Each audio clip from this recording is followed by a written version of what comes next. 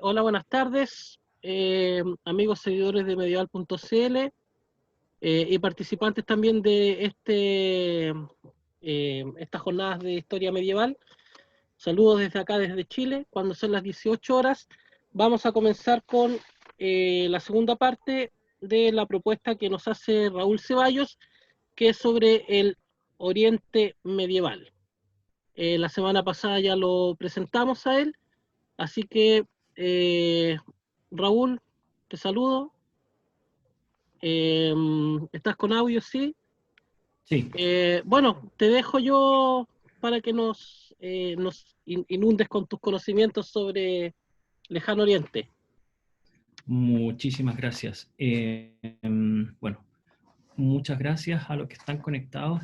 Quisiera agradecer de todo corazón también las personas que ingresaron la semana pasada a la conferencia que tuvimos. Esta vez, déjenme iniciar aquí la otra pantalla.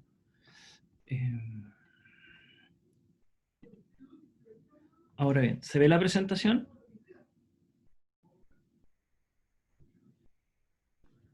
Jorge. Estoy buscándola, sí, se ve. Ahí se ve. ¿Estás compartiendo? Sí, no sé si es que se ve la Yo no la veo. presentación. Ya, dame un segundo, a ver cómo esto. Compartir pantalla.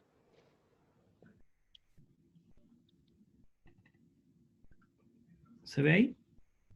No.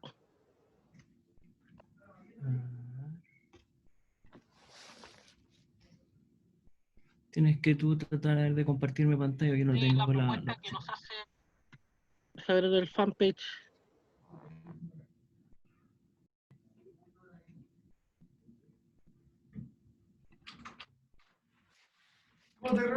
Ahora sí, faltaba hacerte anfitrión.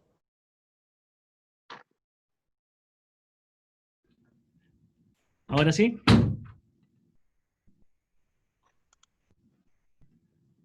Todavía veo. Ahora sí. No. ¿Ahí, ahí? Mm,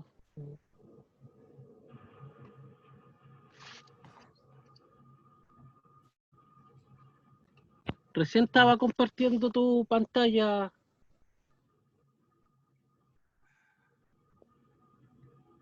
Ahí se Ahí ve. sí, por fin. Ya, Eso perfecto. era. Perdón No, la. no os preocupéis. Ahora sí, todo bien. Ya, va, prendo la otra imagen. Ahí debiese verse, ¿no? Sí, Ahí ya se ve bien, tu PowerPoint. perfecto. Ya, muchachos. Prendo aquí. Vamos a hablar de una visión introductoria de la ruta de la seda. A ver, como bien les dije la otra vez, yo no soy especialista en historiador, sino que básicamente lo que he recopilado de fuentes directas, en viajes, escritos, mucho estudio durante bastantes años. Y vamos a comenzar.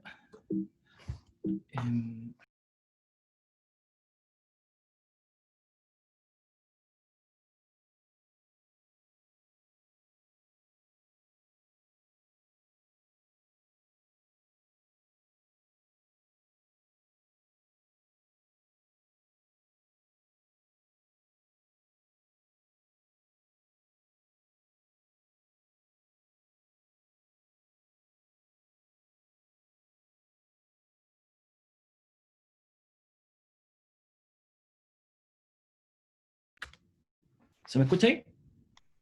Ahora sí, habías bloqueado tu micrófono. Sí, ya, disculpen de antemano. Bueno, quiero hacer un alto primero porque la verdad es que después de la exposición de la semana pasada quedaron ciertas dudas y me hicieron llegar ciertas consultas respecto al shintoísmo. Esto lo voy a pasar bastante rápido, pero para que entiendan un poquito más, porque es muy poca bibliografía del shintoísmo, y como le decía yo, que es básicamente es vivencial. Elegí esta imagen de Meoto Iwa, perdón, que está en la prefectura de Mie, en Japón. ¿Por qué elegí esto? Porque básicamente se puede explicar bastante bien los distintos elementos que pueden componer el shintoísmo de forma integral o holística, como se dice. Bueno, estas rocas se llaman las rocas matrimoniadas o casadas, que representan el hombre y la mujer y su unión. La cuerda esa pesa más de 1 tonelada, es una cuerda de paja de arroz que se ata y se llama chimenagua.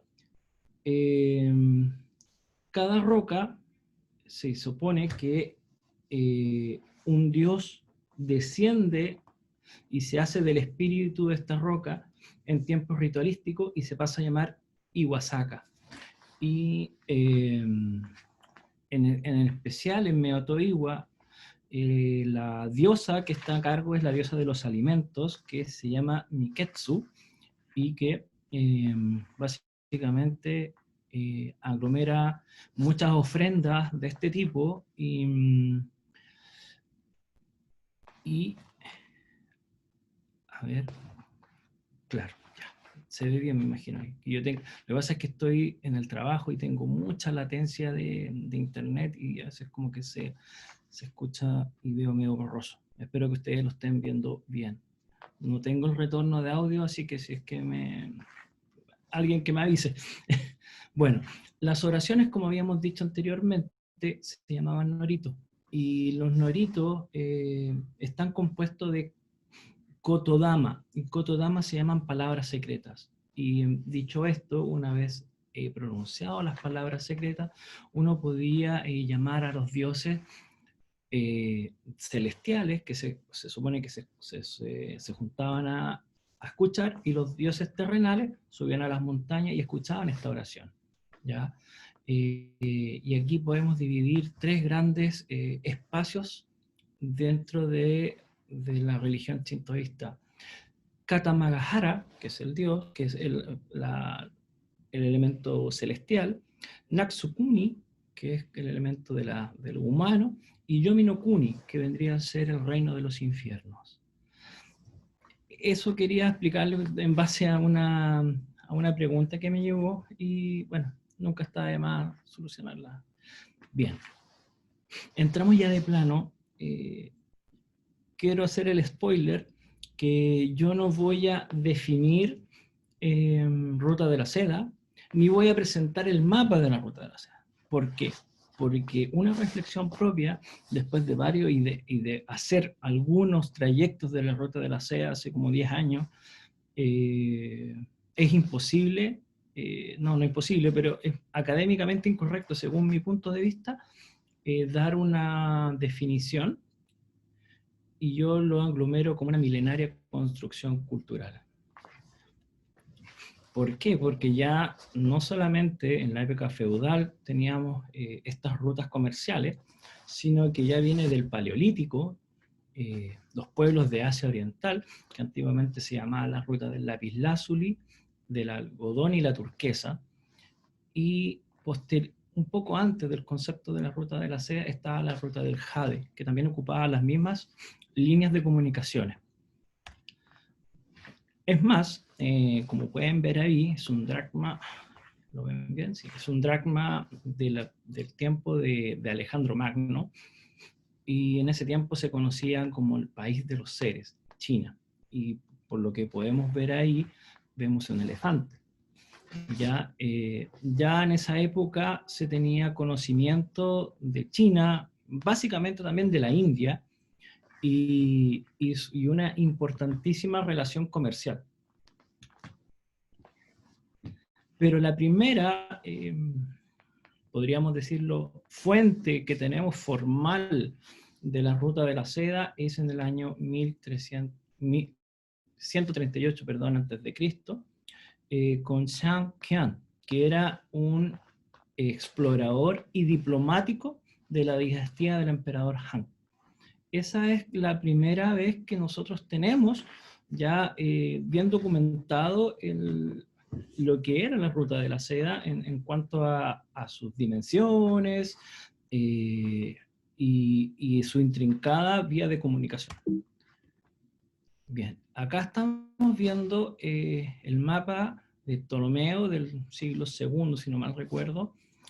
En base a este mapa, el barón Ferdinand von Richthofen, en el año 1870, dentro de su libro Diarios de China, crea, por decirlo de alguna forma, el concepto ya de la llamada Ruta de la Seda, Seidenstraße, ¿ya?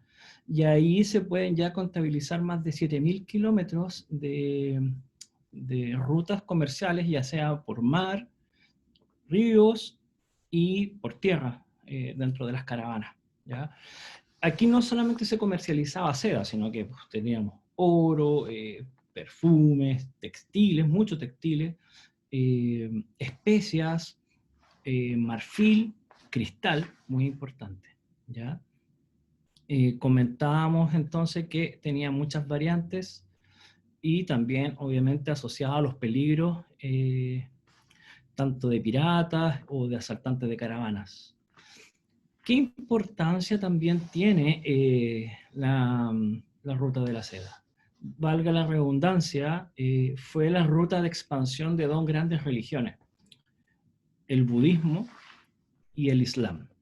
Aquí se logra llevar estos conocimientos a expandirse en toda Asia e incluso a Europa. Hablando muy corto del budismo, bueno, yo creo que la mayoría ya sabe de qué se trata el budismo, con Siddhartha, que fue no sé si la palabra es el fundador, y básicamente se extendió el budismo a través de estas vías, por ejemplo, desde la India al Tíbet, del Tíbet a la China, y así sucesivamente, y después llegó posteriormente inclusive a Japón. ¿Qué podemos decir del budismo? Básicamente que se centra en una filosofía de las cuatro nobles verdades que son su eje central, ¿no es cierto? Que la vida es un sufrimiento, kutai en japonés, que el sufrimiento tiene una causa, jitai, que la eliminación es de tales deseos que causan el sufrimiento, y por último el camino de las 8 vías para la eliminación de estos deseos. Es básicamente eso, bueno, el karma. Yo creo que eso es como resumiendo básicamente a grandes rasgos la filosofía del budismo como modo introductorio. El Islam, bueno, hay que decir que antes del budismo en el sector de la India y en esa área, existía la doctrina de los brahmanes y los upanishads, básicamente que viene de la línea luego del hinduismo. Pues del Islam podríamos decir que es la tercera religión monoteísta después del judaísmo, el cristianismo. Básicamente aglomera la filosofía dentro del Corán, que fue entregado al profeta Mohammed a través del arcángel Gabriel.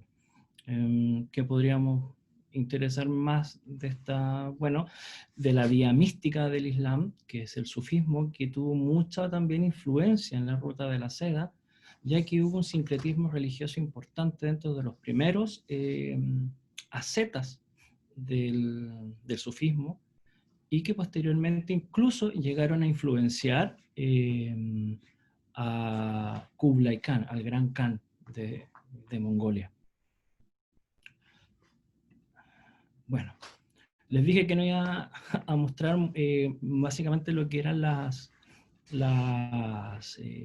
mapas, porque yo quiero que se queden con, con el que más les guste para que después puedan investigar.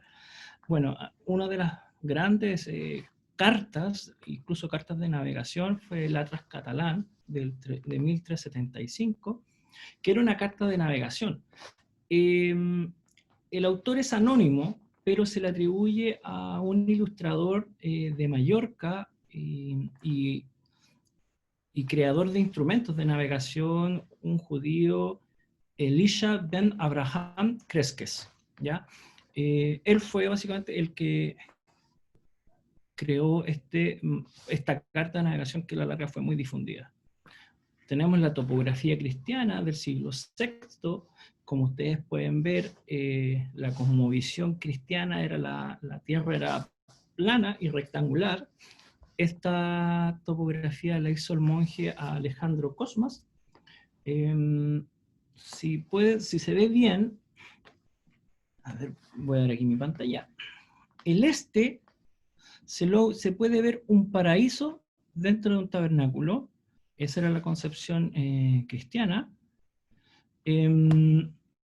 Luego se ve ahí el Océano Índico, abajo Sri Lanka. Yo sé que a lo mejor no les hace sentido, pero para esos tiempos sí. Y la ruta marítima abajo también hacia China. Luego tenemos el mapa de Al-Kashari, que era un mapa incluido en un diccionario de lenguas túrquidas. En el centro ustedes pueden ver que era la capital de lo que actualmente es Kirguistán, Balagazún.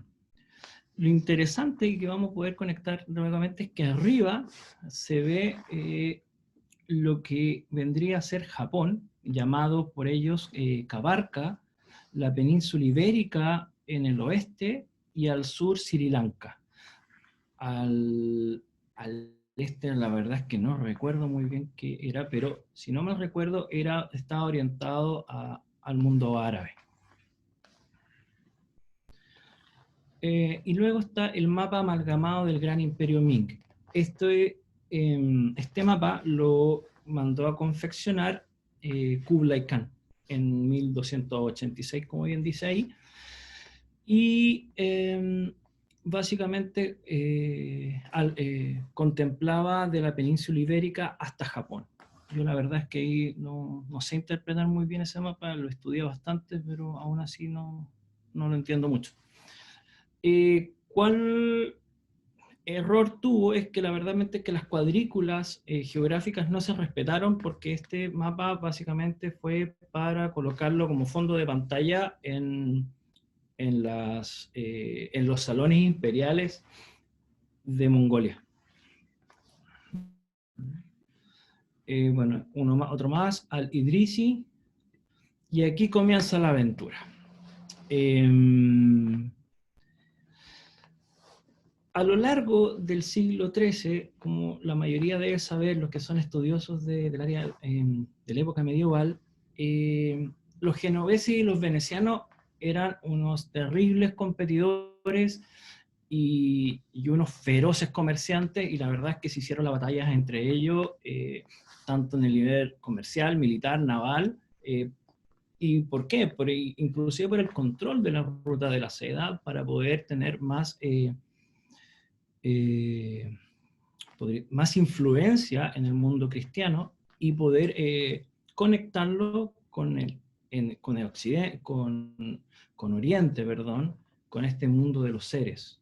En este dibujo podemos ver la partida de los hermanos Polo, Nicolo y Mafeo Polo, que a través de Constantinopla, a través de Constantinopla ellos tenían lo que se llama la Casa Segura, que era un libre tránsito y aparte que comerciaban textiles en esa área. Luego, partiendo de Constantinopla, llegaron a Asia, digamos, por esta intrincada línea que se podían ver, y encontraron estos grandes dominios del Gran Khan de Mongolia. Y lo que más le llamó la atención fue que encontraron una corte abierta, que esta corte abierta se componía de Kiltai, que eran los consejos asesores feudales del Gran Khan. ¿Qué particularidad tenía esta corte? Que agrupaba a las pequeñas minorías cultas de aquella época. Los sirios, los judíos, musulmanes, los persas y los cristianos nestorianos que vivían en esa área. Bueno, ¿dónde llegaron? A Cambudac, la capital que hoy por hoy se conoce Pekín. Era el palacio de Kublai Khan, el gran Khan de las estepas mongolas, ¿no es cierto?, del gran imperio mongol, y que lo usaba 3 meses, diciembre, enero y febrero. Marco Polo luego haría una alegoría respecto a este gran palacio, que sin duda en ese tiempo debe haber sido, pero impresionante. Que Alá te ayude en tu empresa. Yo le decía que el Islam, en particular el sufismo, influyó mucho en Kublai Khan, antes que llegara a ser el gran Khan del imperio mongol. Se hizo asesorar por muchos musulmanes. Allá de fondo podemos ver la montaña sagrada de los mongoles, el cual ellos se acercaban al Gran Azul, que era como su dios patronímico y animista. Kublai Khan, aquí tenemos sus fechas, aquí hay una discrepancia de que si murió en 1294, 1298, se los dejo abierto para los que quieran investigar. Él era el gran nieto del legendario Temujin Gengis Khan. ¿Ya? Él fue llamado por Marco Polo el gran señor de los tártaros, y aquí hay una discusión, yo no sé si es el cuarto, el quinto o el sexto gran Khan o emperador de los mongoles. Ahí yo la verdad es que tengo una diferencia, no sabría decirles bien si era el cuarto, el quinto o el sexto, pero por ahí está.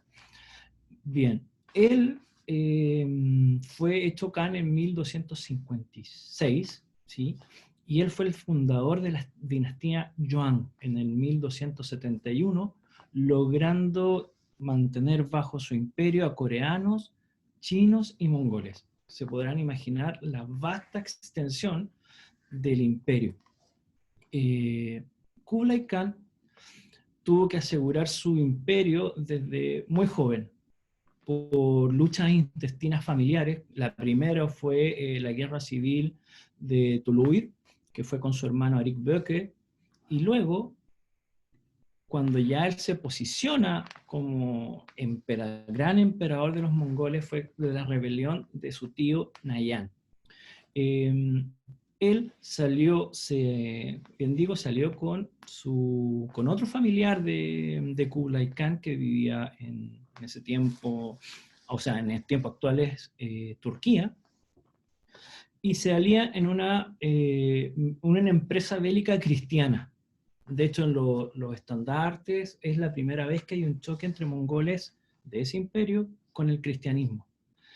Resultado, desastre para los sublevados. En este caso, el tío de Kublai, que era Nayan. De hecho, estaban tan relajados y tan seguros que iban a derrocar a Kublai, que se puede observar que el tío está con su señora en la tienda nupcial, totalmente relajado. ¿Qué pasó? Los mataron a todos, pero acá hay algo importante, que hubo un desprestigio del cristianismo.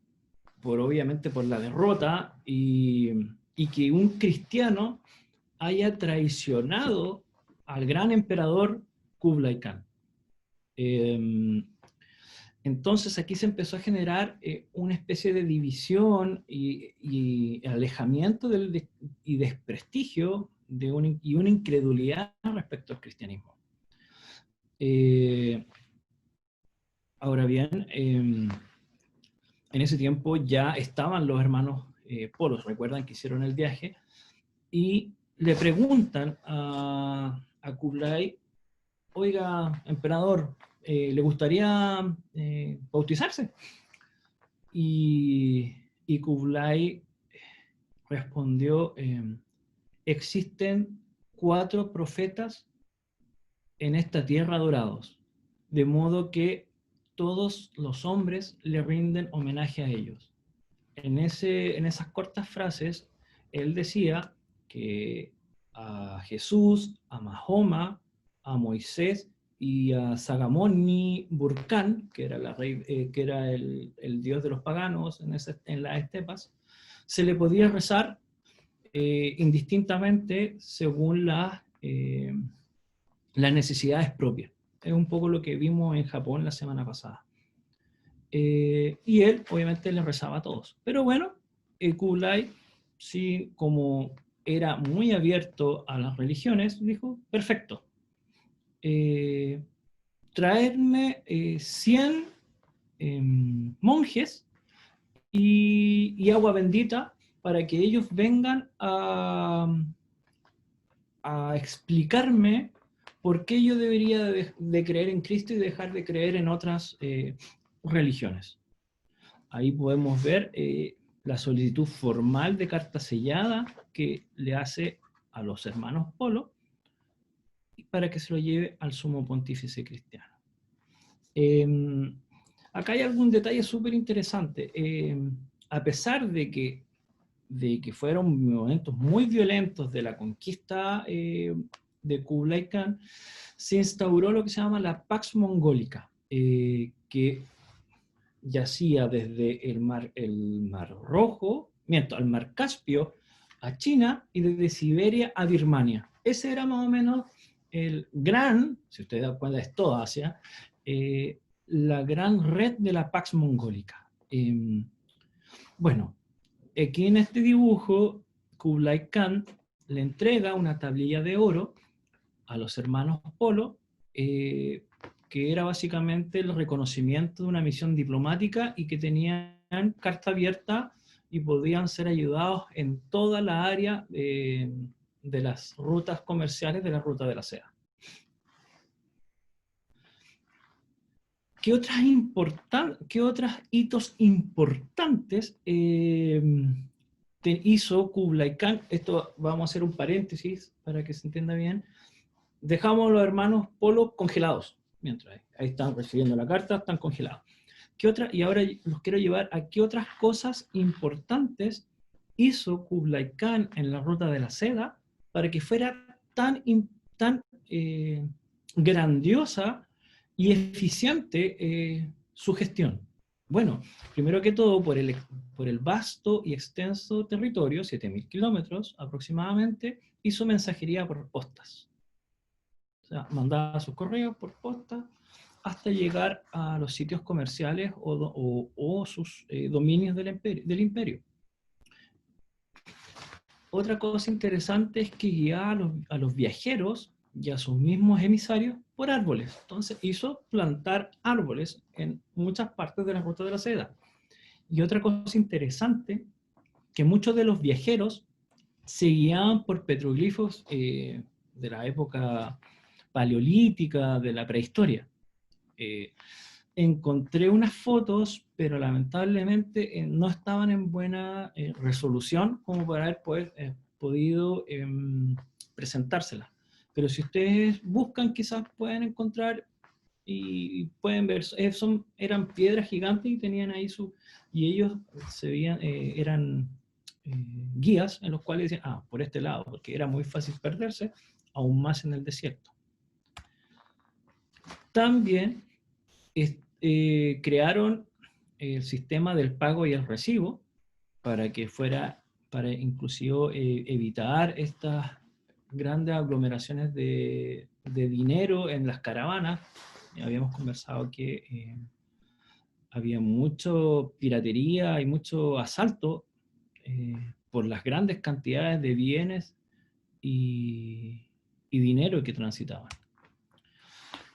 Y no podemos olvidar la morera o el morus, que es el árbol, el morus blanco, que es el árbol que de la hoja se alimentaba el gusano de seda, ¿ya? Quiero distinguir algo súper importante, que la seda no fue, digamos, el gran descubrimiento de los chinos. Eso es un mito que es importante también aclarar. Ya se producía en la India a mediados del tercer milenio antes de Cristo. En Chipre, el 2000 antes de Cristo, pero la gracia de los chinos que fueron los únicos que lograron perfeccionar la producción, ¿no es cierto? Y la sistematizaron.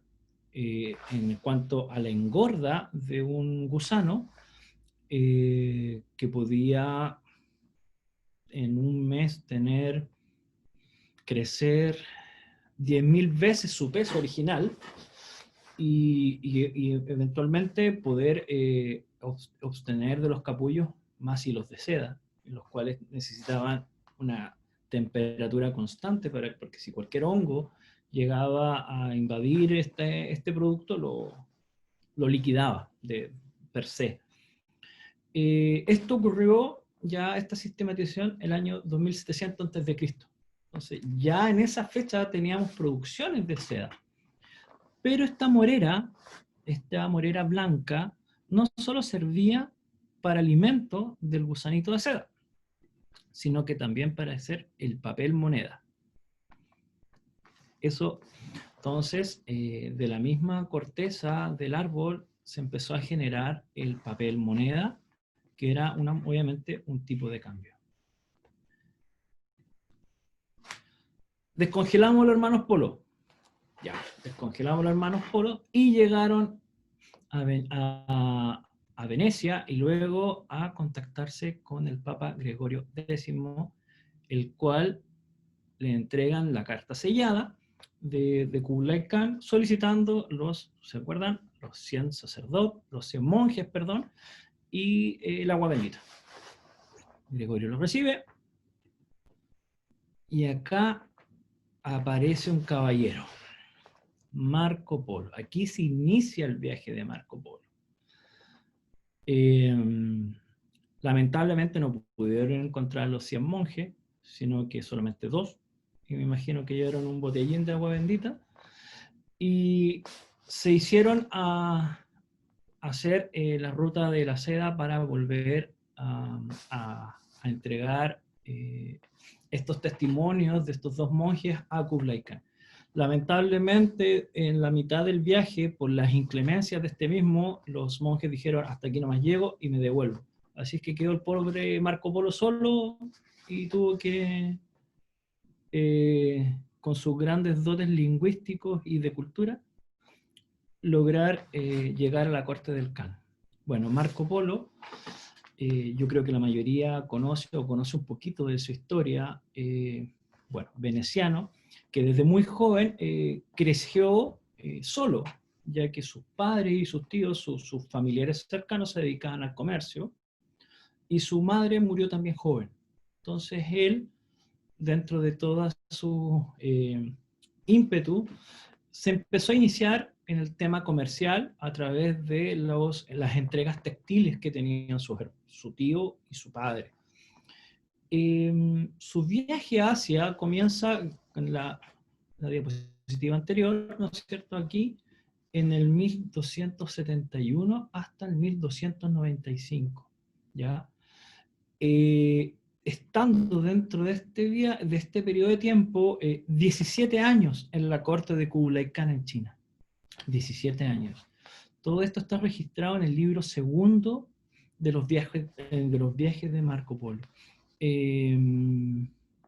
Bueno, volviendo a eso también, existe su gran obra que se llama Los viajes de Marco Polo, o el libro de las maravillas, que posteriormente los copistas quisieron darle un nombre como más rimbombante, como un nombre más sugerente, y fueron cambiando, y podemos encontrar de 3 a 4 nombres distintos de este libro, que la verdad es que los recomiendo leer al 100%. Es una obra realmente cautivadora, llena de datos que él trató de hacer científico, que trató de plasmar en esta rigurosidad científica que se empezaba ya a suscitar en esa época, llenándolos de datos científicos versus mitos y leyendas. Escribió sobre unicornios, grifos, salamandras, también sobre la tumba de Adán, el arca de Noé, los Reyes Magos y el Preste Juan. De hecho, hay un apartado especial sobre el Preste Juan y su historia con el Rey de Oro, que era un rey chino. Ahí los medievalistas más puros podrán hacer sus aportaciones, ¿no es cierto?, respecto al Preste Juan. Yo la verdad es que llego hasta ahí nomás. Bueno, y hace en sus libros, digamos, porque dentro del libro de los viajes los divide por libros, y habla dentro también del segundo, de la administración del Gran Khan, de Kublai Khan, y sus incursiones militares. Bueno, aquí llegan a Cambulac y le dicen, ¿no es cierto?, llegamos, no, se nos fueron los monjes, aquí viene su agüita, y Kublai Khan le dijo, ok, pero me dejan a Marco Polo.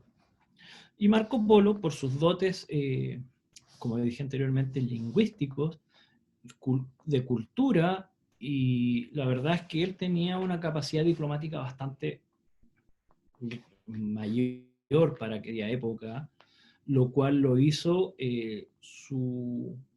uno de sus asesores personales, dándole inmediatamente ciertas tareas diplomáticas a países vecinos. Voy a ocupar obviamente el término países vecinos por un tema netamente para facilitar la exposición. Ok. Dentro de estas incursiones, Marco Polo dice relación, no recuerdo en el apartado, pero ya terminando el libro segundo, sobre la isla de Zipango. La llama así: isla situada en la dirección a levante, a 1500 millas de tierra firme. Marco Polo. A que no adivinen qué es Zipango. Japón. Ahí está bien representado. Volvemos a Japón. Marco Polo empieza a describir a Japón como un país lleno de oro, de riquezas, de palacios cubiertos de oro, con grosores, los eslabones de oro de dos dedos, que existían perlas de color rojo, mucho y 1000 veces más valiosas que las perlas normales, y que la isla estaba llena de tesoros que jamás se pudiesen contar. Kublai Khan, al oír esto, dijo, aquí estamos, invadimos. Y esta invasión se conoce como Genko, ¿ya? Que fue a finales del siglo XIII. Estábamos, si se acuerdan algunos de los que vieron la exposición de la semana pasada, estábamos en el periodo Kamakura, o sea, estábamos iniciando el apogeo de la época feudal japonesa con el shogunato. Entonces, Kublai Khan, teniendo esto en mente, inició su esfuerzo de expansión y de conquista, y envió a sus dos grandes generales, Abakan y Bonsamiki. Bonsamiki, perdón. Y vamos a ver un poquito más adelante, invadieron a través de Corea, que también fue sometida por los mongoles. ¿Qué importancia tiene esto? ¿Qué importancia tiene esto? Básicamente, por la vía de los mongoles, del imperio de Kublai Khan, es que quiere expandir en su esfuerzo de conquista a todo lo imaginablemente conocido. Y para Japón tendría una importancia de unificación de pensamiento japonés de defensa, tendría también la primera vez que los samuráis se tienen que defender de un enemigo externo y no que combaten entre los clanes, entre ellos y se parten matando entre ellos. Y bueno, otra situación importante es que se ocupa por primera vez la pólvora fuera de China. Estábamos, como les dije yo, en el shogunato de la época Kamakura. Y haciendo un poquito de recapitulación de la semana pasada, el periodo Kamakura había logrado una cierta estabilidad o calma pacífica luego de sofocar varios intentos del emperador de restablecer el sistema imperial. La familia Uyo logró, digamos, sofocar todas estas rebeliones y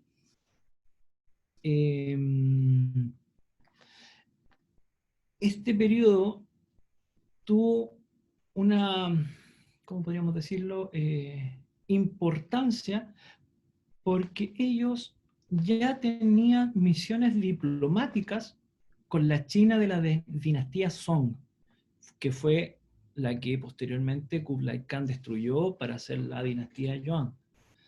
Y desde esas misiones diplomáticas, ya diplomáticas y comerciales, ya se tenía la noción de estas aspiraciones de conquista de Kublai Khan. Entonces ya estaba esta luz amarilla que tenía el shogun de la época Kamakura. Y por otro lado también llegaba mucha información de carácter fidedigno a través de los viajes religiosos que hacían los monjes budistas a los templos chinos.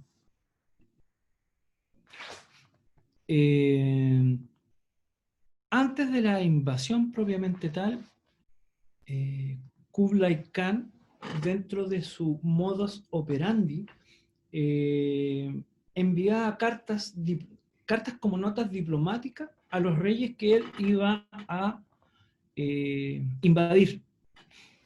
Y aquí, por ejemplo, está la carta que el Gran Khan le manda al rey de Chipango, a Japón. Esta carta está custodiada en el templo Todaji en Nara. Les mostré una foto la semana pasada, no sé si no recuerdan. Bueno, como les iba comentando, entonces Kublai Khan mandaba estas cartas con un tono un poco agresivo, los emisarios también se comportaban de forma agresiva,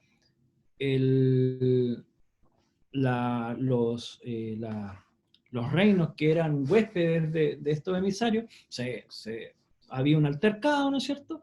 Y se generaba la causus belli. Entonces, este incidente que a la larga hacía que le diera la luz verde a Kublai Khan de invadir. Cualquier similitud a estos tiempos de ciertos países es meramente coincidencia, pero esa es la forma de actuar que tenía el Gran Khan. Bueno, esta carta, tengo la traducción, no la puse, les pido las disculpas, pero básicamente les decía al rey de Japón que podíamos tener una gran intercambio económico, diplomático, cultural, y en la frase final, sin llegar al uso de las armas. Esa era como la sutileza de la agresividad de esta carta. En ese tiempo, el shogun era Hoyo Tokimune, del clan Hoyo, como les decía en un principio, y él de partida se enojó porque dijo, bueno, a mí no, ¿cómo van a tratar de rey de Japón? Y él se trata de emperador, no. Entonces, y aparte, como había recibido de las misiones diplomáticas de los Song, que Kublai Khan efectivamente quería invadir. O sea, ya tenía estos dos vértices y dijo, ok, recibió la carta, no dio respuesta y Y ya, y se hizo el loco. Kublai Khan, creo, no equivocarme, mandó 4 cartas más, recibiendo el mismo trato. Dijo, bueno, en las 4 cartas me trata como rey. No voy a dar ningún atisbo de asombro ni de respuesta. Hasta que llegamos al primer asalto en el 1274. Como pueden ver ahí, ven la infantería, la caballería y la infantería un poco más pesada que tenían los mongoles, con mucha influencia china, como si se pueden dar cuenta, muy pesada, pero con gran poder de fuego, por decirlo de alguna forma. El primer asalto fue el 3 de octubre de 1274, cuando la flota mongola, con estos 2 generales que yo les comentaba, zarparon desde Corea, más o menos con 15.000 soldados mongoles y 8.000 coreanos, aproximado. Ya, aquí está. Si ven, arriba está Corea, zarparon, navegaron y llegaron a la isla de Tsushima. La verdad es que ahí no tuvieron mayor resistencia. Esa isla estaba custodiada por unos sobrevivientes del clan Taira. Taira Tagetaka, él era el nombre del gobernador. Y había muy pocos buchi, entonces la verdad es que fue una masacre desastrosa. Mataron y quemaron lo que pudieron, y de ahí de esa isla se llevaron todas las mujeres, de hecho, y las embarcaron como para esclavos, comercio, etc. Luego bajaron a Iki, a la isla de Iki, y mismo tanto, el 14 de octubre, el mismo desastre también, y ahí inclusive los prisioneros los clavaron a los mástiles de los barcos y a los costados como escudo para obviamente amedrentar al enemigo, a los japoneses. Luego desembarcaron en Hirado, que también fue una batalla intrascendente según mi punto de vista, y llegaron a Hakata, donde habían solamente 6.000 samuráis esperando. Ese desembarco se efectuó ya el 19 de octubre, aproximadamente. Si bien es cierto, la primera incursión mongola en Hakata fue súper ofensiva y lograron cierto avance en territorio japonés, los generales japoneses utilizaron la técnica del combate corto, a corta distancia. Porque si pueden ver, la infantería y la caballería mongola era muy pesada, y el Oyoroi, la armadura japonesa, permitía esta mayor plasticidad en el combate. Llegó la noche y dijeron, vaya,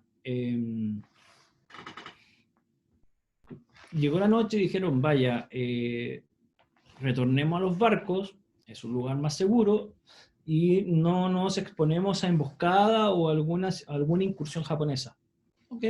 Se fueron a los barcos, y los marinos coreanos, ya más duchos, por decirlo de forma, en la navegación, ya que Corea es un país marítimo y Mongolia no lo era, dijeron a los generales, esto huele a tormenta. Se desestimó un poco esta información. Posiblemente haya sido tifón, pero yo creo que llegó, según lo que estudiaba, una gran tormenta. Y la verdad es que destruyó muchos barcos coreanos, y tuvieron que efectivamente replegarse a Corea. El segundo asalto, pero antes quisiera argumentar un poquito lo que conversé respecto a los estilos de combate. Los mongoles, como bien decía, tenían mucha experiencia en combate, los que lo hacían mucho más polivalentes ante los japoneses. Tenían una caballería pesada de gran asalto, tenían, como se vieron en las figuras anteriores, infanterías con arcos que lograban lluvias de flechas, y usaban la catapulta con explosivos. Pero si ustedes dan cuenta, eso efectivamente eran técnicas de combate a larga distancia. Entonces, en el terreno de Hakata, maniobrar con esas tácticas era muy difícil y era propicio, efectivamente, para el combate, combate cerrado, más cuerpo a cuerpo, en el cual los samuráis efectivamente tenían una mayor capacidad ofensiva y táctica. Ya con el término del segundo asalto, les recuerdo que comenzaba esta tormenta, ya ahí se empezó a gestar un poquito la ayuda de los dioses en Japón, y empezaron las peregrinaciones al monasterio, al complejo shintoísta de Ise, que también les mostré la foto de la semana pasada, y aparte empezaron, en esa época hubo muchos eclipses y cometas, lo cual los japoneses lo veían como un mal augurio. Bueno, mal augurio que efectivamente luego lo asociaron con la segunda venida de los mongoles, porque Kublai Khan, una de sus estrategias era mandar una primera horda, no muy grande, para ver y ir censando un poco cuál era el estilo de combate, el número y el terreno táctico, para luego mandar el número ya desproporcionado de ejército mongol que efectivamente llegó a Japón. Perdón, ya. ¿Cómo se gestó el segundo asalto? Kublai Khan no actuó inmediatamente después de su primera derrota. ¿Por qué? Porque se preocupó más de la destrucción de la dinastía Song que le quedaba en el sur, para luego ya, como le he dicho en reiteradas ocasiones, crear su dinastía Yuan. En el intertanto, Oyo Tokimune, el shogun, construye la muralla de Hakata, que era una muralla de 3 metros de alto por 20 kilómetros de largo aproximadamente, cerca de la orilla del mar. Y esta defensa iba, como se ve ahí en la pintura, iba a ayudar la ofensiva táctica de los samuráis para ocupar de buena forma sus arcos y poder ir repeliendo un poco en altura el ataque de los mongoles. En este intertanto, Kublai Khan vuelve a la vía diplomática con el shogun. Y en 1275 envía la primera misión diplomática, y Oyo Tokimune dijo, ok, los recibo, los escuchó y los decapitó. Así, sencillo. Luego, una vez que Kublai Khan derrotó a los Song del Sur, dijo, ya, voy a enviar nuevamente una misión diplomática a Japón, y Oyo Tokimune los escuchó, ¿okay? Y los volvió a decapitar. O sea, la vía diplomática para Japón en ese tiempo no iba a existir, y no existió. Para tal efecto, Kublai Khan en el 1281 crea un ministerio para el esfuerzo bélico de Japón. Mira qué importante. Un ministerio del esfuerzo bélico para Japón. El cual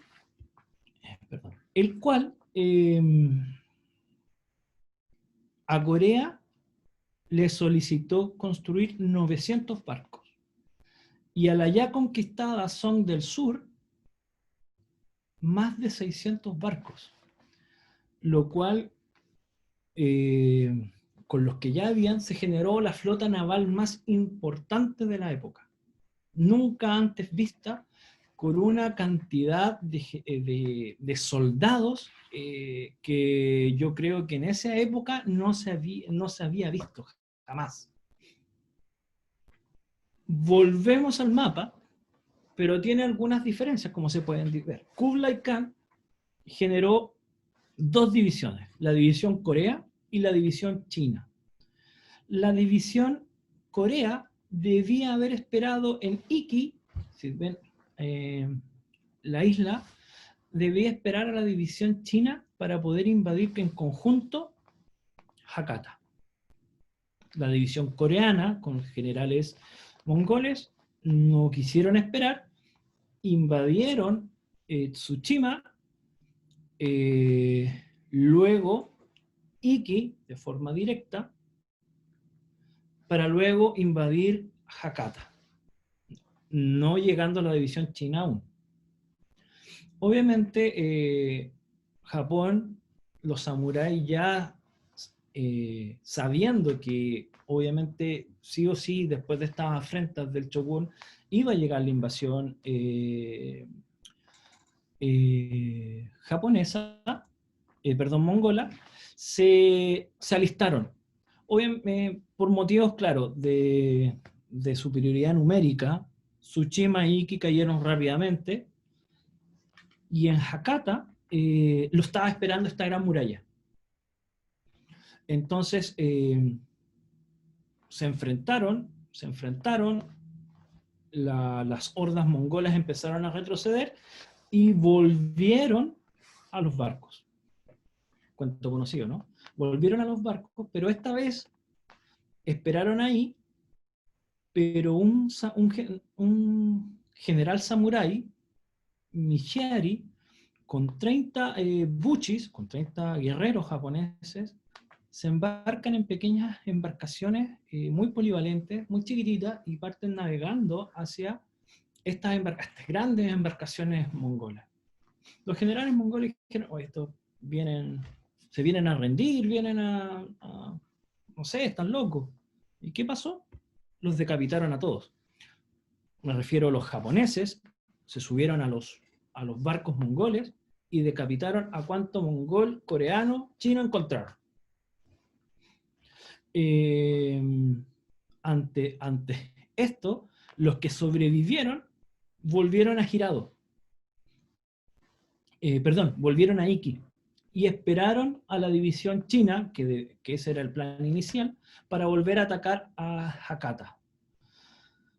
Pues bien, se juntaron las dos divisiones y atacaron nuevamente a Hakata, pero esta vez atacaron por detrás del muro. La verdad es que eso no influyó mayormente en el desenlace de los combates, porque la división china venía resentida porque básicamente estaban peleando con su enemigo, que eran los mongoles.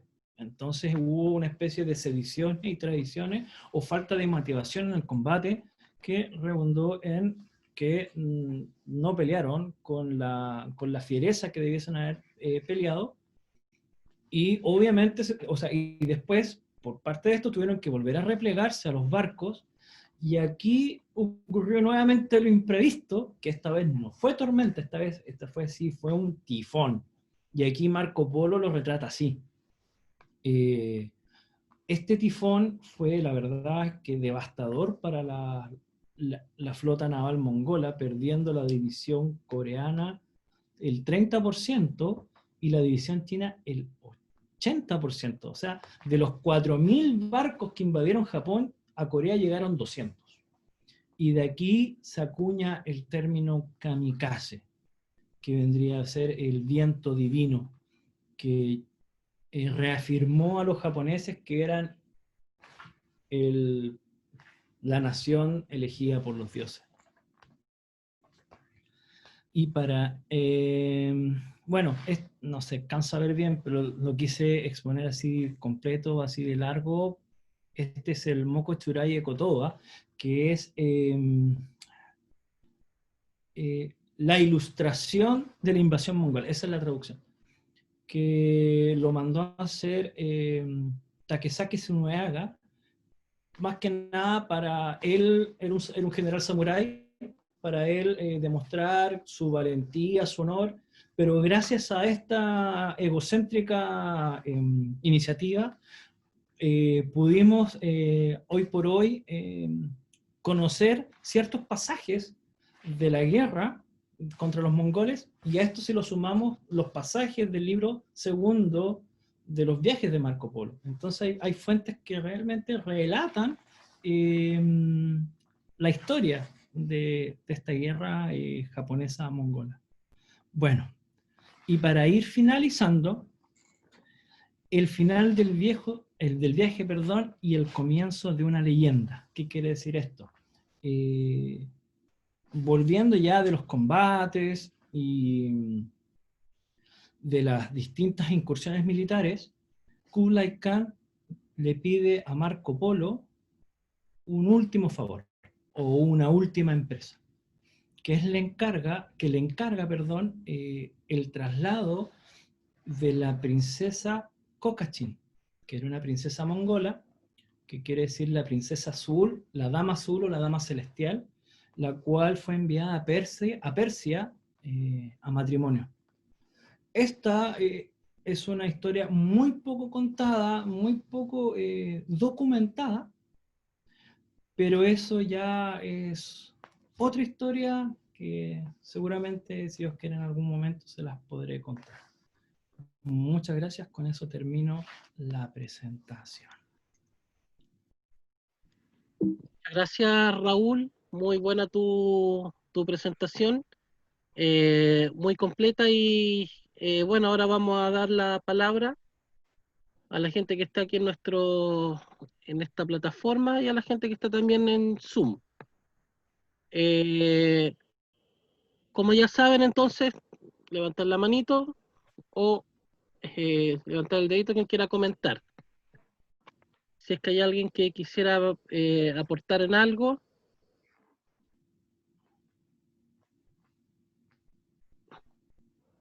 Parece que está todo claro y no se ven preguntas. Quedó todo claro. O lo hice muy mal o lo hice muy bien. Una de dos. Claro, no, estuvo muy bien, muy bien. Eh, Fue bueno haber tenido esta visión bien oriental sobre lo que es un poco la Edad Media. Un lugar geográficamente bastante apartado de Occidente, pero que en cierta parte hay algunos puntos de unión.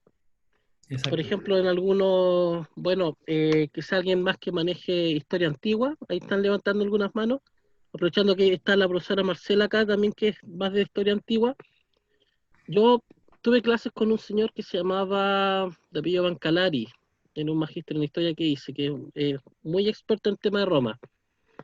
Y una vez nos hizo estudiar, o nos comentó unas relaciones que hubieron, que pudieron eventualmente haber tenido algún tipo de relación económica, eh, los romanos con Imperio Chino en ese momento. De Eh, hecho hubo. ¿Tú sabes algo de eso al respecto? Sí, de hecho hubo efectivamente misiones diplomáticas romanas hacia el país de los seres, y eso está documentado. Eso está Wow. efectivamente documentado. Y más que nada con la India. Más que nada con Mm, la India. Hubo mucho comercio, sí. Los griegos, Alejandro Magno, sí, eso es efectivo. Más detalle la verdad no tengo, pero sé que sí ocurrió. ya, vamos con eh, Isabela Luna. Vamos a solicitar para dar su audio. Acá en el fanpage hay solamente comentarios de preguntas. Isabela, ¿Aló? ¿Se ¿escuchas? escucha? Sí, Sí, yo sí. perfectamente. Súper bien. Felicitarte, Raúl, por la Gracias. exposición. Súper entretenida, interesante. Y sí, como mencionaba Jorge, bueno, yo también tengo entendido que entre Roma y China había comercio, sobre todo por el tema de la seda. Era como, hubo bastantes relaciones ahí, o sea, por lo que yo al menos recuerdo haber estudiado en algún momento o haber visto por ahí.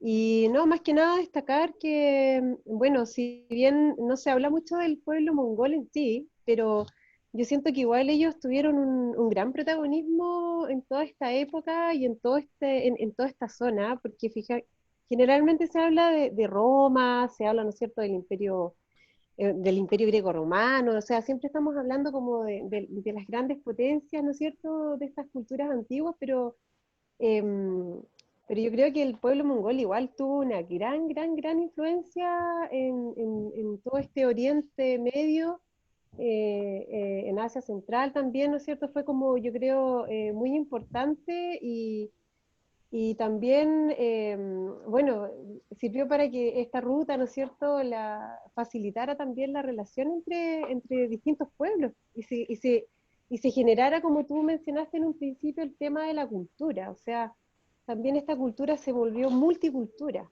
Entonces, yo creo que en sí el aporte fue muy importante que hicieron los mongoles, independiente de todas las masacres que hubo, ¿no es cierto? Y todas estas conquistas que si bien obviamente tuvieron hartas repercusiones, pero creo que también eso fomentó a que hubiese este contacto, ¿no es cierto?, entre los distintos pueblos de aquella época. Así es, así es. Muchas gracias. Ujú. Muchas gracias. Vamos con Marcela, está levantando la mano. Ahí se le dio el audio. ¿Yo? Sería Sí, Marcela. Marcela, profesora Marcela. No, Hola, no me digas Marcela. profesor, que ¿Cómo tengo está? tapadito el coso, entonces no veía. Bueno, felicito la presentación, lamentablemente no la pude escuchar entera porque estaba en clase y terminando, pero me alegró lo que alcancé a escuchar. Quizás yo tengo una pregunta, pero una pregunta a título, digamos, de diálogo, no es una pregunta indagatoria, ¿ya? Y la otra es un comentario. El comentario mío un poco pasa por lo que acabo de escuchar de una persona que comentó y que sí, pues bien relevante destacar que la ruta de la seda es este sinfín de vías, porque no es una sola, son varias, que relacionan, entre comillas, el occidente de la época con el oriente. Y esta ruta parte en la época de Alejandro Magno. De hecho, las primeras, podríamos decir, como estaciones de la ruta son de época helenística. Después en el Imperio Romano, bueno, también en el mundo griego hay algunas incursiones, pero el periodo más destacado es el de Alejandro Magno, y en el Imperio Romano efectivamente hay contacto. O en la actualidad, gracias a estudios genéticos, que me parece interesante visibilizar el tema, se ha podido establecer cierto patrón genético con una comunidad del interior de la zona de China, en común con Occidente, y probablemente ese patrón genético estaría dado por presencia de soldados en época de Alejandro Magno. Pero igualmente creo que hay mucho por ahí por trabajar, así que iniciativas como esta, la presentación que hizo Raúl, nos da la oportunidad para traer a colación el tema y darle más espacio, ya que personalmente, como un poco se deduce en base a lo que iba diciendo Raúl, la ruta de la seda es un gran muestra de comunidad globalizada a la escala de lo que la época pudo ofrecer. Y eso creo que es muy interesante y no se le saca suficiente partido en términos de comprenderlo bajo los códigos tecnológicos de la época, lógicamente. Es otra forma de globalización, pero lo es. Y eso creo yo que es muy relevante. Hay diversidad étnica, diversidad cultural, idiomática, estética. Probablemente yo no manejo el tema, pero hasta alimenticia, de según gustos, deben haber habido una serie de mezclas que se fueron dando y que creo es misión de quienes se interesan por el tema o quienes lo investigan o quienes lo enseñan, de darle más espacio, porque a veces la ruta se traduce solo como a la presencia de Marco Polo y su familia, como si fuera una persona que hizo todo este camino, cuando en realidad, por eso señalé los anteriores y como la persona que comentó antes que mí también lo hizo presente, y Raúl lo dijo abundantemente, acá hubo un contacto de larga data, con altos y bajos y con muchas rutas. A veces también cuando no se maneja bien el tema creen que es como una única vía, y eran muchas, muchas que cruzaban los cerros, que llegaban al mar, que cruzaban el mar algunos. Entonces, hablamos de un entramado de vías que van y vienen con personas y lenguas muy interesante que tampoco podemos caer en el extremo de pensar, anticipan la globalización. No, si la globalización ya se había dado en el Imperio Persa, se dio en el Imperio Helenístico, se dio en el Imperio Romano, se dio en el Imperio Carolingio, a la manera de lo que ese imperio lo pudo ofrecer. Y la ruta, quizás la gran diferencia, es que es una globalización como resultado de interconexión, más que una voluntad política, ya que aquí cruzan de todos lados y hay periodos en los cuales algunos dominan más que otros, pero en realidad esta globalización es porque todos la cruzan por distintos intereses.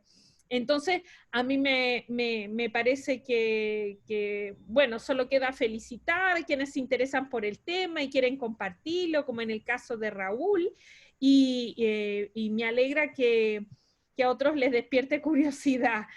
Mi pregunta era solo una cosa técnica, o sea, técnica, digamos, me gustaría saber para ir armando tu conocimiento, Raúl, sobre la ruta. ¿Tú te has basado principalmente en bibliografía o también has revisado algunas fuentes de época? Y si pudieras comentar, porque creo que puede ser interesante para los que les despierta curiosidad el tema, tal vez que compartieras o los autores o las fuentes que eventualmente has usado para ir indagando sobre el tema, y así se despierte el interés para que otros también entren. Eso. Muchas gracias, Marcela, por tus comentarios. Agradezco bastante de una profesora lo que acabas de decir. No sé en qué parte de la presentación pudiste entrar. Cuando ya había empezado, pero no importa, porque si lo que pasa es que lo que al principio, es que al principio, si se ve, ahí está el dragma del elefantito, si se puede ver ahí, que esos eran los dramas de Alejandro Magno en sus primeras incursiones hacia la India. Entonces ahí entronco un poco mucho con lo que tú efectivamente comentabas en un principio. De Roma solo sé que efectivamente hubo.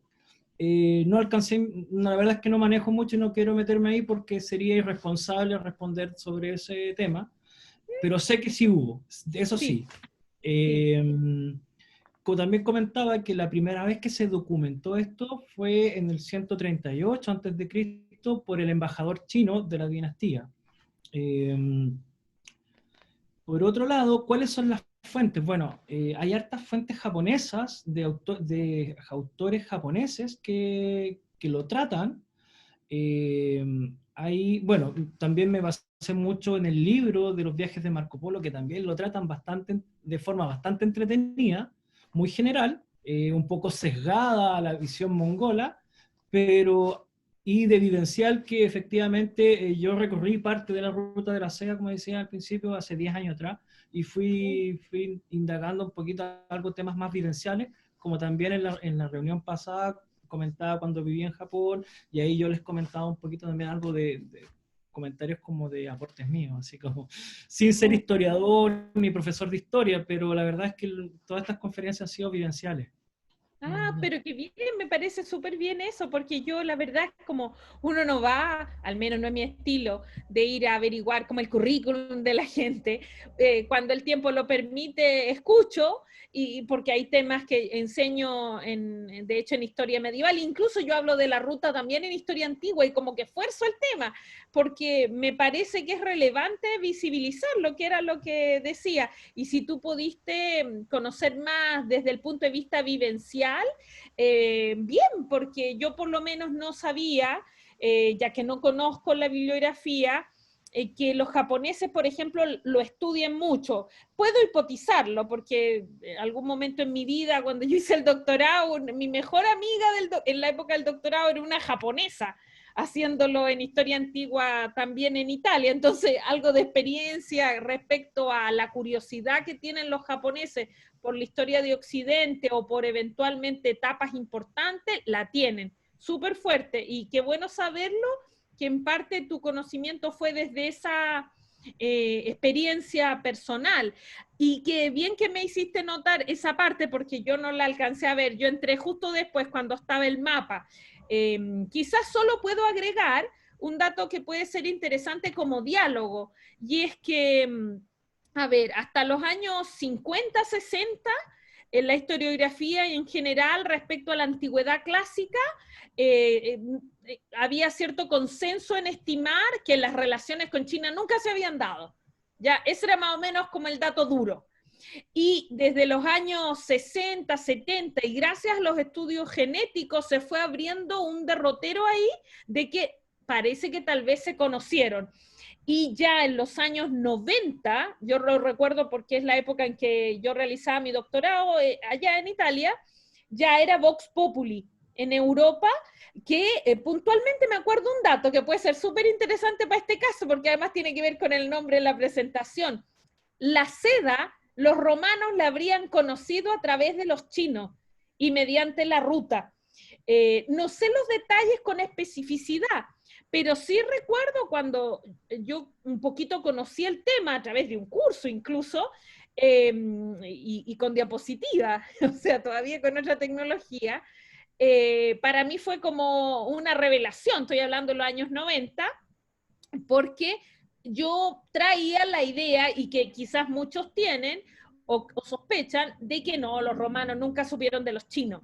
Estoy hablando de los años 90. Cuando descubro esto y en algún momento leo y después escuché conferencias y por cosas de la vida me fui interesando un poco más, porque es del periodo, en un curso que era Antropología de la Cultura, me di cuenta que el vínculo fue bastante cercano, incluso, si mal no recuerdo, a Julio César lo vinculan con contacto. Esto no quiere decir, ojo, que Julio César viajó, no, pero que Julio César habría tenido conciencia de esta comunidad compleja y avanzada en el lejano oriente. O sea, estamos hablando del siglo I antes de Cristo, ¿ya? Y esto un poco como que cambia el ángulo para mirar el período, y no solo el período, como mirar el planeta, porque cuando uno lo mira desde la historia más tradicional, tiende a pensar más bien como el foco mediterráneo europeo, y lo piensa así, hasta casi cuando llega a América, se descubre y como que se amplía la mirada. No, con estos ángulos y con estas pausas que vamos haciendo, debiéramos instalar muy fuerte la idea de que en realidad el horizonte del mundo antiguo primero fue Europa, norte de África, pero dentro de la misma antigüedad incluyó el cercano oriente, el lejano oriente, si bien hay algunas zonas, claro, menos conocidas que otras, y acá creo que hay mucho material sobre el que trabajar. Cierro incluso un dato que me parece que puede aportar, chiquitito. Recuerdo hace 2 años atrás, cuando, 2 o 3, ahora con esto de la pandemia uno como que cambia sus nociones de tiempo, pero creo que fue hace 3, que vino al Centro Cultural Palacio de la Moneda, no sé si tuviste la oportunidad de ver, vino una muestra de Roma, ¿ya? Y dentro de esa muestra de Roma había, y recuerdo que era cuando uno baja la Moneda, el Centro Cultural, en el salón que bajando está a la derecha, ¿ya? Habían esculturas helenísticas que habían sido, eran 3 puntualmente, tampoco vamos a decir eran 20, no, si la muestra era limitada, pero era muy buena. Habían 3 esculturas helenísticas que habían sido construidas, me refiero en facturada, si no me equivoco, en el siglo I después de Cristo, que eran de ese territorio, o sea, del norte de la India, y cuando uno las miraba, uno sentía que estaban hechas en Roma, Atenas o en cualquier otro lugar. O sea, la estética escultórica del primero después de Cristo, a eso iba con los ejemplos, del norte de la India, era una estética que estaba influida, no se puede decir determinada, pero sí influida por gusto, podríamos decir, helénico-románico, en esa lógica de la antigüedad, y que testimonian contactos, porque al fin y al cabo, cuando el arte lo revela, es porque hay tradiciones que las personas las conocen, ¿ya? Y eso nos obliga a repensar que la ruta fue algo mucho más complejo, intenso, largo de duración, y potente en términos de las huellas que fue dejando en distintos lugares del planeta, ¿por qué no decirlo? Hasta cuando después aparece América y como que le cambia el giro. De hecho, hasta donde tengo entendido, la ruta de la seda, no sé si en eso tú lo manejas, sé que va a ser muy golpeada, no solo en términos de tendencia, llamémosle así, por las cruzadas, sino por luego el descubrimiento de América y los viajes por nave, definitivamente como que le bajan la intensidad a estas autopistas, hasta que va como, entre comillas, perdiendo fuerza. No sé si sobre ese punto tú pudieras comentar algo, lo manejas, en fin, cómo se va desdibujando la ruta. No, básicamente, Marcela, la apertura de las rutas a la América fue y el Cabo de Buenaventura fue lo que realmente mató luego posterior y la ruta de el entramado comercial de la ruta de la seda. Eso es un hecho de la causa y un hecho histórico que así fue. No hay mucho Sí. más que abordar porque es un hecho puntual que quiebra el dinamismo. Bueno, y ahí entramos ya a otra área de la geopolítica que hoy por hoy ya se vuelve a reinstalar la nueva ruta de la seda, pero eso ya estamos hablando de otro tipo de ciencia, por decirlo de alguna forma. Claro, de otros intereses políticos más contemporáneos. 1.000.000 de gracias, Raúl. Muy interesante todo lo que presentaste. Muchas gracias. Muchas gracias, profesora Marcela, también. Vamos a dar entonces la palabra, acá está Alejo. Le estamos solicitando levantar el audio.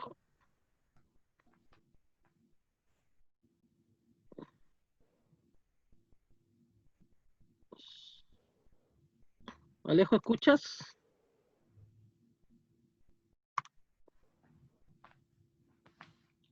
Bueno, en el intertanto creo que vi una pregunta ahí en Facebook respecto a una canción, Silk Road. Sí, efectivamente, Kitaro, que es un compositor japonés, efectivamente se guió por la historia, y les recomiendo Cielo y Tierra, que está orientado en Vietnam.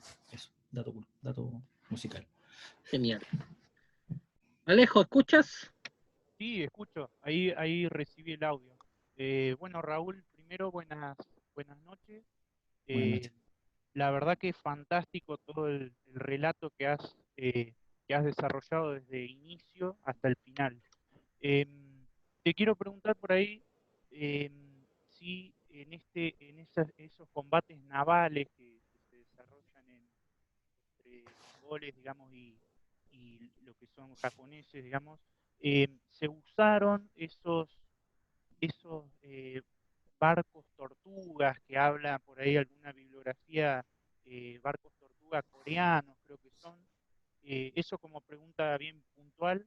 Y después una pregunta más general, que es si vos considerás que hay, digamos, que existe una mitología japonesa, o si pensás que no se puede hablar como en esos términos, y si existe, digamos, una mitología japonesa, ¿qué características generales o tópicos generales la definirían, digamos? Bien a modo general. Gracias, Alejo.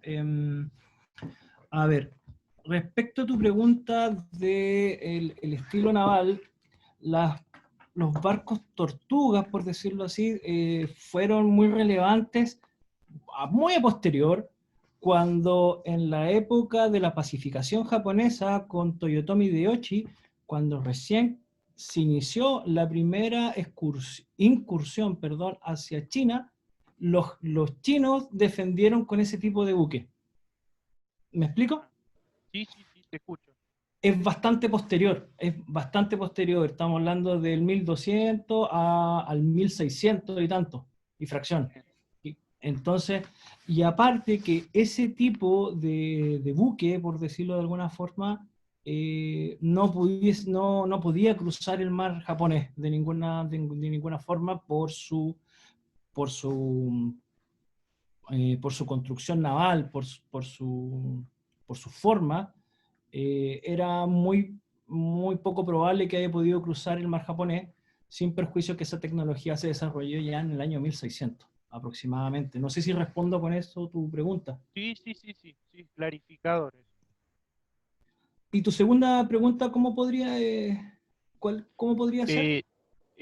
Por ahí reformulándola, si crees que se puede hablar o no de una mitología japonesa, y si se puede hablar de una mitología japonesa, ¿qué tópicos o características recurrentes aparecerían, digamos, en ella?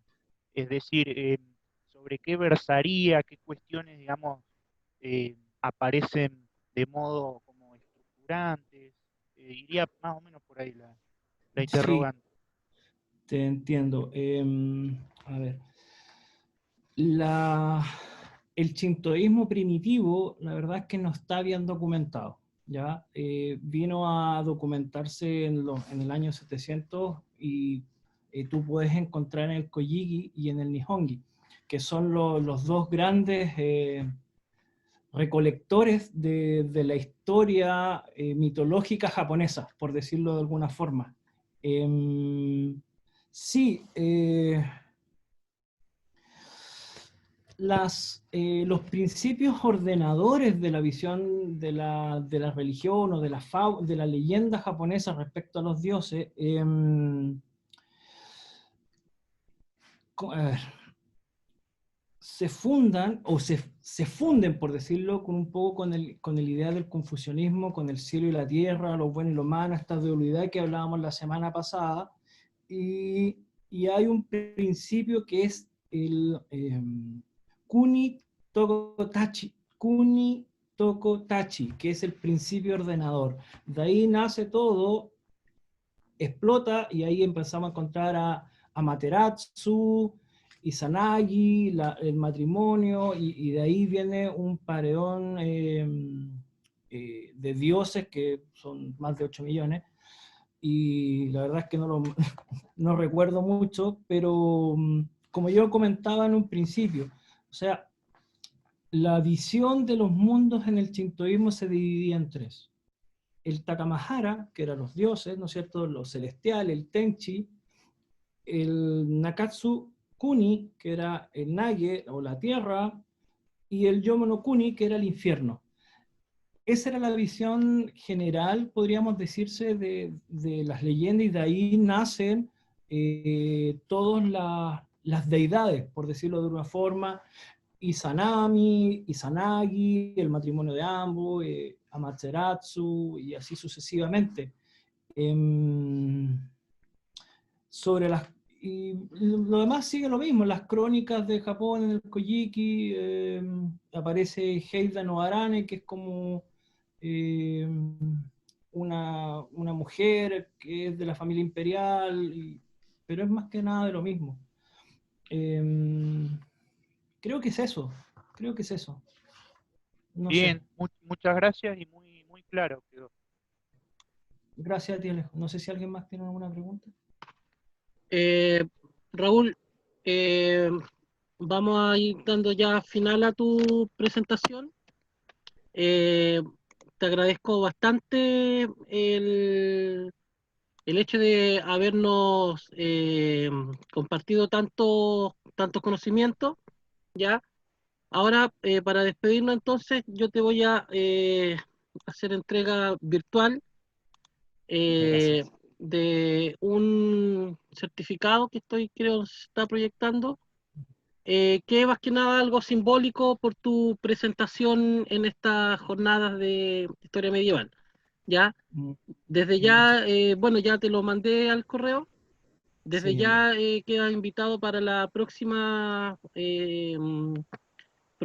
sesión, próximo año, que yo creo que vamos a repetir esta jornada. Probablemente aparezca ahí el tema que se tocó sobre la relación entre Roma y el Lejano Oriente. Sería interesante. Julio del próximo año, ya se pretende hacer esta misma jornada. Así que yo Sí. te agradezco mucho, agradezco también a la gente que está tanto aquí en la plataforma Zoom como en fanpage. Y si alguien tiene alguna duda o consulta que haya quedado, en la misma grabación que está en el fanpage, ahí puedes de repente responder algo. Y te invito a participar también ahí. Unos minutos antes de terminar, le Sí, agradezco a todos, de verdad, muchísimas gracias. Como les comentaba, yo no soy historiador ni profesor de historia, la verdad es que es bastante autodidacta de muchos años de estudio.